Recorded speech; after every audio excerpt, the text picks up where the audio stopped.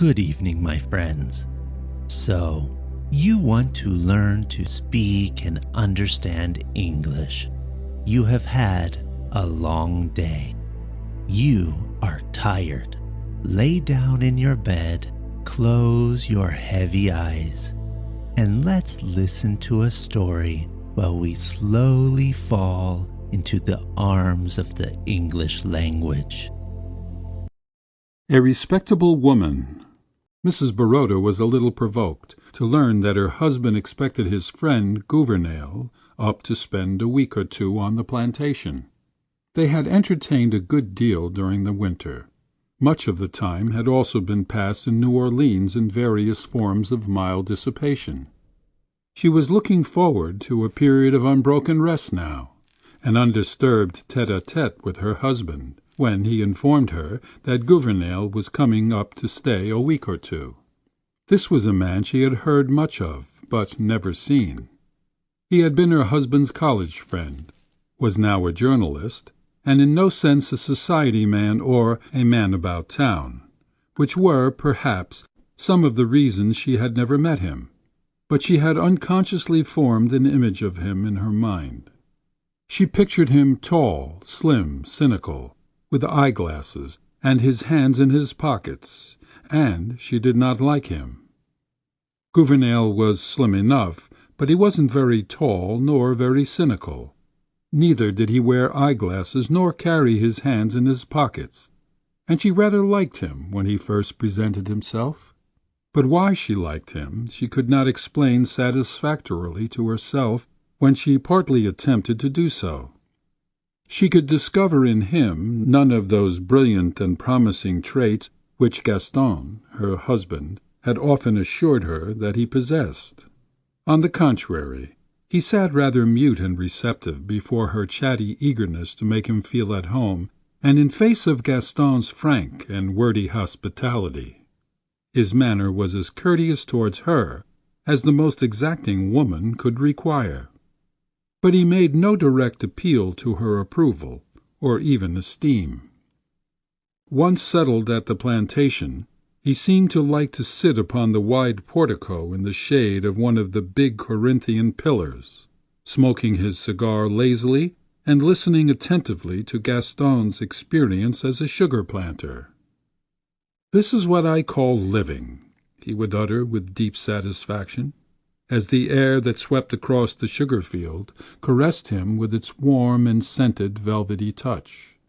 It pleased him also to get on familiar terms with the big dogs that came about him, rubbing themselves sociably against his legs.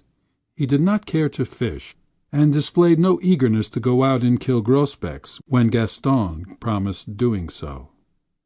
Gouvernail's personality puzzled Mrs. Baroda, but she liked him.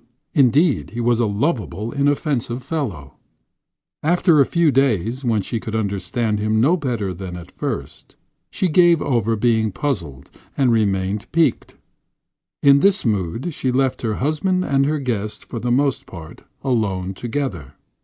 Then, finding that Gouvernail took no manner of exception to her action, she imposed her society upon him, accompanying him in his idle strolls to the mill and walks along the Batcher.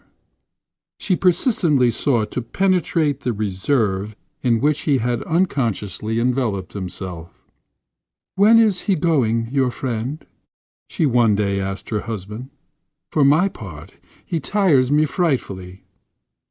"Not for a week, dear. I can't understand. He gives you no trouble." "No, I should like him better if he did. If he were more like others, and I had to plan somewhat for his comfort and enjoyment." Gaston took his wife's pretty face between his hands and looked tenderly and laughingly into her troubled eyes. They were making a bit of toilet sociably together in Mrs. Baroda's dressing-room. "You are full of surprises, ma belle," he said to her. "Even I can never count upon how you are going to act under given conditions." He kissed her and turned to fasten his cravat before the mirror. "Here you are," he went on, "taking poor Gouvernail seriously and making a commotion over him. The last thing he would desire or expect. Commotion? She hotly resented. Nonsense! How can you say such a thing? Commotion, indeed! But, you said he was clever. So he is, but the poor fellow is run down by overwork now. That's why I asked him here to take a rest. You used to say that he was a man of ideas, she retorted, unconciliated. I expect him to be interesting, at least. I'm going to the city in the morning to have my spring gowns fitted. Let me know when Mr. Gouvernail is gone. I shall be at my Aunt Octavie's. That night she went and sat alone upon the bench that stood beneath a live oak tree at the edge of the gravel walk.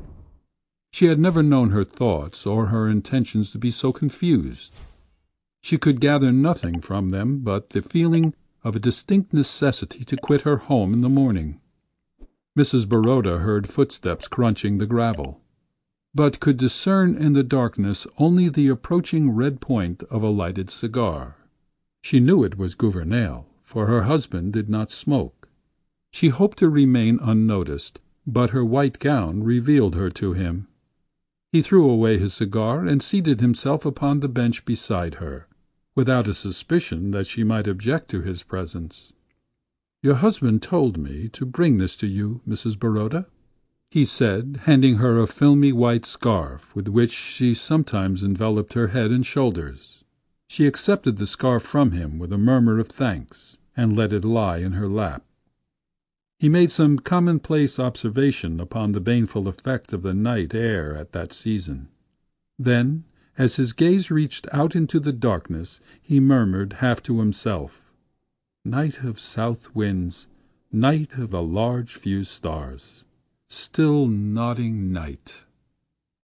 She made no reply to this apostrophe to the night, which indeed was not addressed to her. Gouvernail was in no sense a diffident man, for he was not a self-conscious one. His periods of reserve were not constitutional, but the result of moods. Sitting there beside Mrs. Baroda, his silence melted for the time. He talked freely and intimately in a low, hesitating drawl that was not unpleasant to hear. He talked of the old college days when he and Gaston had been a good deal to each other, of the days of keen and blind ambitions and large intentions. Now there was left with him, at least, a philosophic acquiescence to the existing order, only a desire to be permitted to exist, with now and then a little whiff of genuine life, such as he was breathing now. Her mind only vaguely grasped what he was saying. Her physical being was for the moment predominant. She was not thinking of his words, only drinking in the tones of his voice. She wanted to reach out her hand in the darkness and touch him with the sensitive tips of her finger upon the face or the lips. She wanted to draw close to him and whisper against his cheek. She did not care what, as she might have done if she had not been a respectable woman. The stronger the impulse grew to bring herself near him, the further, in fact, did she draw away from him. As soon as she could do so without an appearance of too great rudeness, she rose and left him there alone. Before she reached the house, Gouvernail had lighted a fresh cigar and ended his apostrophe to the night.